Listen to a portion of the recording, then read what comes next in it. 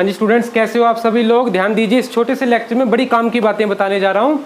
सबसे पहले जरा देखो, प्रेशर वॉल्यूम का एक इस प्रकार से थर्मोडायनामिक चार्ट आपके पास हो सकता है, ठीक है ना। इस तरफ प्रेशर ले लिया, इस तरफ वॉल्यूम ले लिया, और इसके ऊपर आप कोई भी थर्मोडायनामिक प्रोसेस को दिखा सकते हो।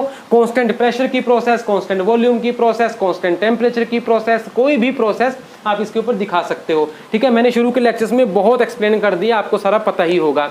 अब हम बात करते हैं, अगर हमारे पास एक कांस्टेंट वॉल्यूम की प्रोसेस हुई, यानी कि जिसमें वॉल्यूम कांस्टेंट रहा, वॉल्यूम में कोई चेंज नहीं आया, तो वॉल्यूम मान लो इतना था तो इतना ही रहा, तो प्रोसेस ऐसे हो सकती है, नीचे से ऊपर या ऊपर से नीचे की तरफ, ठीक है। ये तो आपको पता ही है। अच्छा, उस केस में फिर कितना हीट ट्रांसफर होगा पूरी प्रोसेस के दौरान, ठीक है। कांस्टेंट वॉल्यूम प्रोसेस में कितना हीट ट्रांसफर होता है क्लोज सिस्टम के लिए, नॉन फ्लो सिस्टम के लिए, याद रखना। तो हमने देखा था कांस्टेंट वॉल्यूम प्रोसेस में जितना भी हीट ट्रांसफर हो रहा है उसको हम लिख देते हैं डेल क्यू, ठीक है। Del Q at constant volume, यहां भी लिख देता हूं at constant volume, that is always equal to D U, यानी कि change in internal energy of system, final internal energy minus initial internal energy. अगर 1 से 2 प्रोसेस चली है तो U2 माइनस U1, ध्यान दीजिए। और du U2 माइनस U1 ये किसके इक्वल आया था? Del Q at constant V, ठीक है। ये हमेशा mCV dt के बराबर होता है, mCV dt change in temperature, तो du mCV dt के बराबर भी होता है, यहां से निकलकर सामने आता है।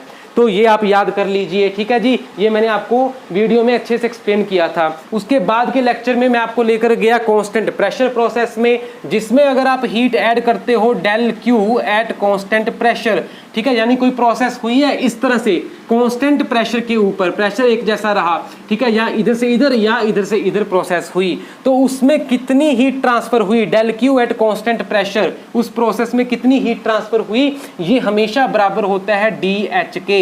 और H क्या है? एंथैल्पी। U क्या था? Internal energy. H क्या है? एंथैल्पी, यानी एंथैल्पी में कितना चेंज आया उसके बराबर होगा वो।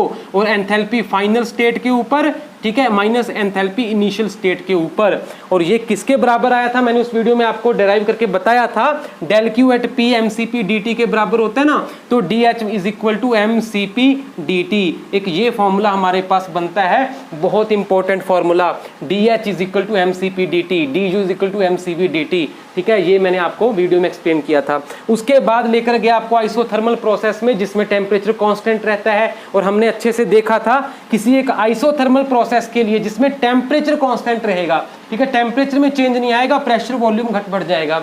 तो उस केस में अगर आप हीट ट्रांसफर देखना चाहते हो del Q at constant temperature, constant temperature वाली प्रोसेस में कितना हीट ट्रांसफर हुआ, तो वो एग्जैक्टली इक्वल आया था किसके? डेल डब्ल्यू के, यानी कि उस प्रोसेस में वर्क ट्रांसफर कितना हुआ, बस बिल्कुल उसके बराबर वो आया था। आइडल गैस हमने ली थी, ठीक है। तो ये इंपॉर्टेंट रिलेशन बनता था। और आज मैं आपको बताता हूं एडियाबैटिक प्रोसेस के बारे में। एडियाबैटिक प्रोसेस में हीट ट्रांसफर कितना होगा, इसके लिए हम कैसे एक्सप्रेशन डिराइव कर सकते हैं? देखो सीधी सी बात है, इसमें एक्सप्रेशन का क्या लगाना, जब लॉजिक ही यही है कि एडियाबैटिक प्रोसेस तो वो होती है जिसमें हीट ट्रांसफर ही ना हो। एडियाबैटिक प्रोसेस में कोई हीट ट्रांसफर होती ही नहीं है, तो इसमें हमें कुछ भी एनालिटिकली करने की जरूरत ही नहीं है, ठीक है। हमें पता है कि अगर आप हीट ट्रांसफर देखना चाहते हो एडियाबैटिक प्रोसेस में, AD लिख देता हूं, तो वो तो आप ब्लाइंडली लिख सकते हो आंखें बंद करके, that is equal to zero. Zero means zero, कोई हीट ट्रांसफर है ही नहीं एडियाबैटिक प्रोसेस में, ठीक है जी। तो ये आप याद कर लीजिए चारों चीजें। अब इसके बाद की वीडियो बहुत इंपॉर्टेंट है, पॉलीट्रोपिक प्रोसेस में बताऊंगा आपको कि कितना हीट ट्रांसफर होता है पॉलीट्रोपिक प्रोसेस में।